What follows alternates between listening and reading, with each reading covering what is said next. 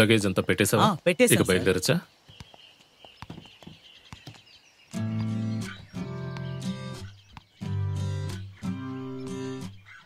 ఎప్పుడూ పని మీదే ధ్యాస ఉండకూడదండి. కాస్త ఆరోగ్యం మీద కూడా ధ్యాస ఉండాలి. అప్పుడప్పుడు లెటర్ రాయడం మర్చిపోకండి. సార్ కనెక్షన్ ఇచ్చేసాను సార్. 2 రోజుల్లో ఫోన్ పనిచేస్తుంది. వస్తాను సార్. అలాగే. టెలిఫోనా?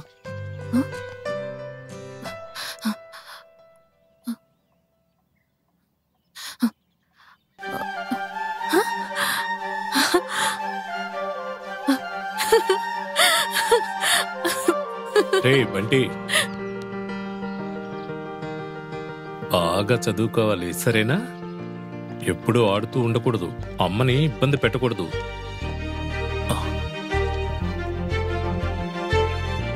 సారీ.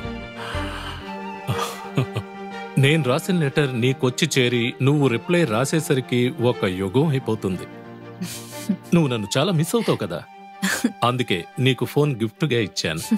అట్లీస్ట్ ఫోన్ లో అయినా మాట్లాడుకుంటూ దగ్గర అవుతాం కదా. అయితే మీరు నాకు రోజు ఫోన్ చేయాలి. Why not? సరే, క్షేమంగా వెళ్ళిరండి. Yes, take care. నువ్వు జాగ్రత్తగా ఉండు.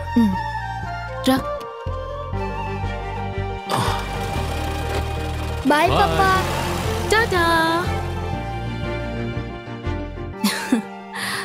అమ్మా, కొత్త టెలిఫోన్ చూడు ఎంత బాగుందో. Red colour.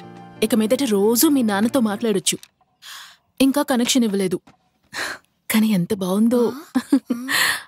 అమ్మగారు, ఏటమ్మా ఇది? కమలా, దీన్ని టెలిఫోన్ అంటారు. దూరంగా ఉన్న ఎవరితోనైనా మనం మాట్లాడొచ్చు. చూడు, రింగ్ అయ్యేటప్పుడు దీన్ని ఇలా తీసి హలో చెప్పాలి. ఇక్కడ నుంచి మనం మాట్లాడాలి, ఇక్కడ నుంచి మనకి వినబడుతుంది. చాలా బాగుంది అమ్మగారు. సరే కమలా, నువ్వు బంటికి టిఫిన్ వడ్డించు. అట్లాగేనమ్మా. ఉండొస్తాను. మధ్యాహ్నానికి ఏం వండబోతున్నావు? ఉప్మా చేస్తానమ్మగారు.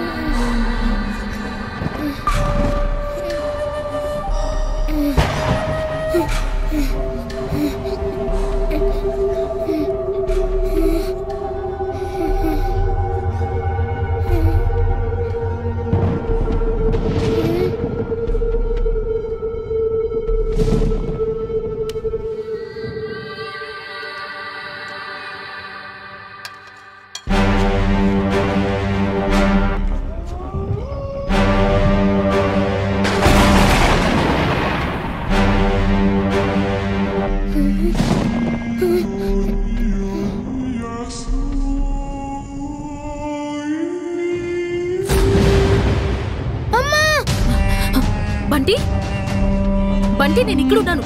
ఎందుకు లార్చావు? బంటి, ఏమైంది నాన్న? ఎవరు?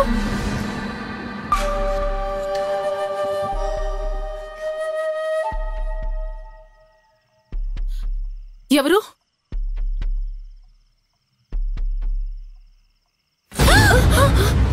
ఏ, బుద్ధి లేదా నీకు?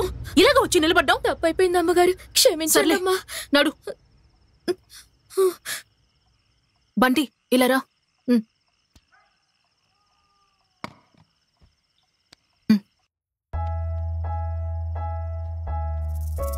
దేన్నైనా చూసి భయపడ్డావా? పిడుగు పడి వేళ భయం